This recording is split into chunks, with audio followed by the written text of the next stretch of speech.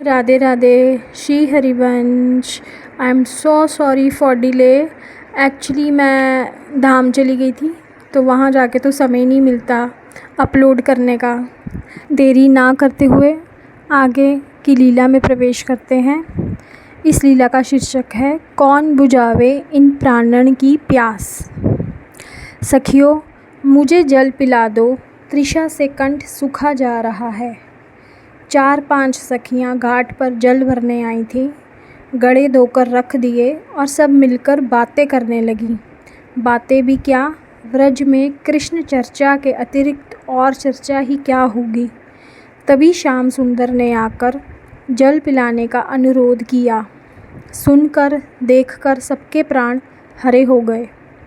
यमुना में अथाह जल है कान्हाजू, पी लो ना, एक सखी बोली। जल तो है सखी, किंतु मेरे पास पात्र जो नहीं। हाथ से लेकर जल पीऊँगा तो सारा जल जूठा हो जाएगा। इसी से तुमसे निहोरा करता हूँ, अपने घड़े से जल पिला दोगी तो यश मानूँगा। यश से क्या बनने वाला है श्याम सुंदर, काम के बदले काम कर दो तो कोई बात बने। अच्छा सखी, बता कौन सा कार्य कर दूँ तुम्हारा। मेरा मुख प्यास से सूख रहा है, तुम हमारे घड़े उठवा दो और जब तक हम घर ना जाएं तब तक तुम यही हमारे पास रहो। ये क्या कहती हो, मैं तुम्हारे समीप बैठा रहूँगा तो मेरी गाय कौन फेरेगा। वह इधर उधर भाग गई तो सांझ को मैया मारेगी मुझे।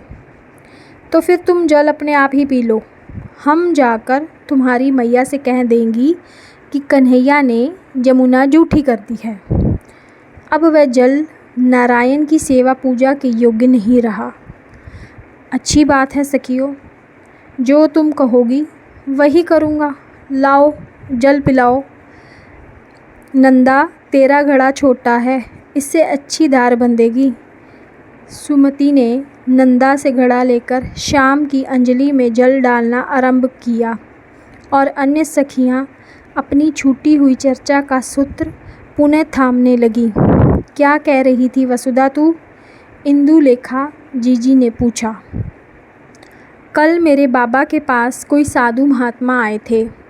वह बाबा से कहने लगे, यहाँ नंदग्राम में परात्पर ब्रह्म ने अवतार लिया है। मैं दर्शन के लिए आया हूँ। वह किसके घर में अवतीर्ण हुए हैं, कृपा करके मुझे दर्शन करा दो।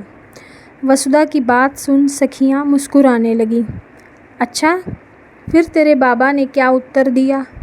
बाबा बेचारे समझे ही नहीं। बोले, क्या कहते हैं महाराज, कैसा परात्पर ब्रह्म? हम तो नहीं जानते वह कौन है, कैसा है।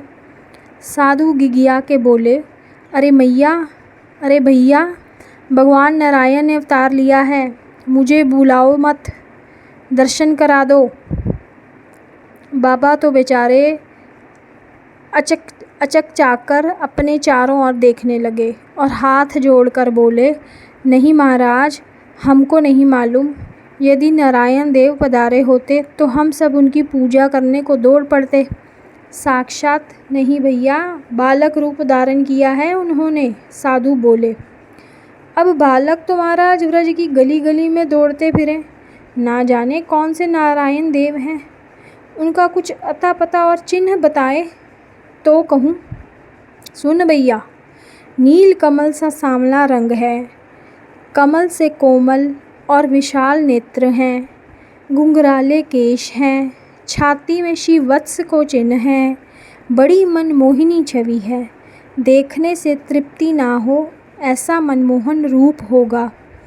ऐसा तो हमारा कन्हैया है महाराज, बाबा बोले। पर वह तो महाउद्यमी है, नंद राय के बुढ़ापे का पूत है।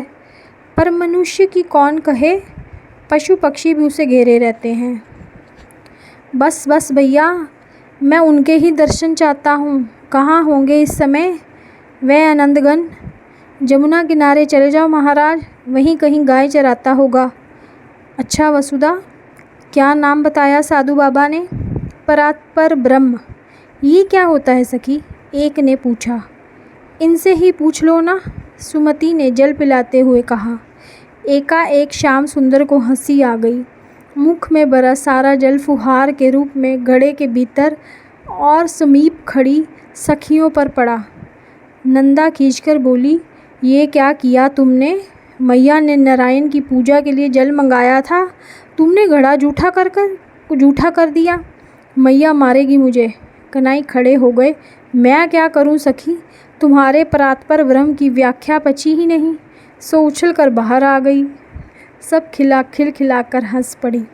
लो सखियों, तुम्हारे घड़े उठवा दूं।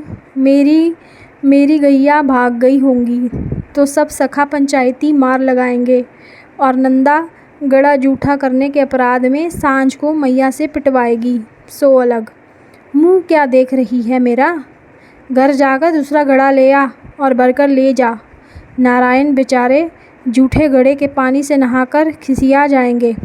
श्याम, तुमने तो हम सबको जूठा कर दिया। देखो ना, तुम्हारे छोटे से मुख से कितना सारा पानी निकला कि हम सबकी सब भीग गईं।